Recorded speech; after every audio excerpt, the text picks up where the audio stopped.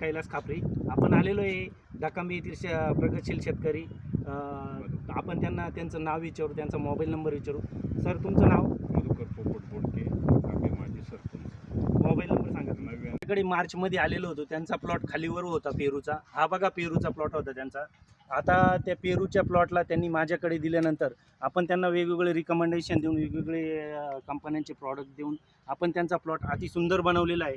तर त्यांनी आपण त्यांना विचारू, तुम्ही यातलं कोणतं प्रॉडक्ट वापरलेलं होतं? हे पण वापरलं आणि हे पण वापरलं. त्यांनी विनसॉल्पी हे 3 किलो प्रति एकर ड्रिपनं आपण दिलेलं होतं. त्यामुळे ते मुळ्या, सफेद मुळ्या वाढल्या, जमीन भुसभुशीत झाली, जमिनीतील शेवाळ, बुरशी सर्व मेलं आणि कार्बोनेट बायकार्बोनेट कमी झाला, कॅल्शियम कार्बोनेटचा संयोग कमी झाला आणि कॅल्शियम कार्बोनेटचा संयोग पण होत नाही. पिवळेपणा आलेला होता, हा प्लॉट ओळखू येत नव्हता, तो कंट्रोल झाला. त्यानंतर त्यांना मी फुटव्यासाठी 2 नंबरला आपण विनस्टॉप दिलेलं होतं 2 मिली प्रति लिटर.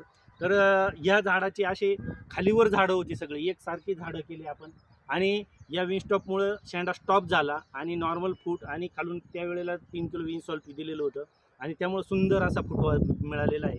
त्यानंतर आपण त्यांना फुलकळीच्या अवस्थेमध्ये साधारणतः टुलिप दिलेलं होतं. टुलिपमुळं त्यांना हे बघा कसा, या टुलिपच्या इफेक्टमुळं हे टुलिप प्रॉडक्ट आहे, हे फायटोरॉनचं हे प्रॉडक्ट दिलं होतं आपण त्यांना. अजून त्यामुळे ही फुलकळी लागलेली आहे, फुलगळ झाली नाही. अति जास्त पावसामुळं सुद्धा फळगळ आणि फुलगळ झालेली नाही आणि हा त्यांचा 3रा-4था बहर चालू आहे. त्यांचे अनेक खुडे झालेले आहे. तर त्याच्यामध्ये एकही पेरू गळालेलं नाही. बघा किती फळ लागलेलं आहे, प्रत्येक पेऱ्यामध्ये माल आहे. आता या झाडाचं वय बघा, हे झाड किती लहान आहे तरीसुद्धा त्याला 101 पेरू फळ लागलेले आहे. बघू शकता तुम्ही.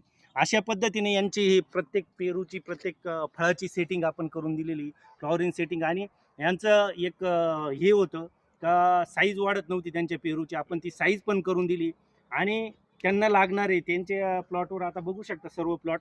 हा प्लॉट बघू शकता आपण, याच्यावर कोणताही पिवळेपणा किंवा कोणत्याही मायक्रोन्यूट्रियनची कमतरता राहिलेली नाही आणि चांगला प्लॉट झालेला आहे. तर तुम्ही महाराष्ट्रातील शेतकऱ्यांना, जनतेना काय सांगू शकता का? पेरूचा प्लॉट असेल किंवा इतर टमॅटो बाकीचे प्लॉट असेल किंवा पेरूचा असेल, पेरू पीक एकदम चांगलं आहे.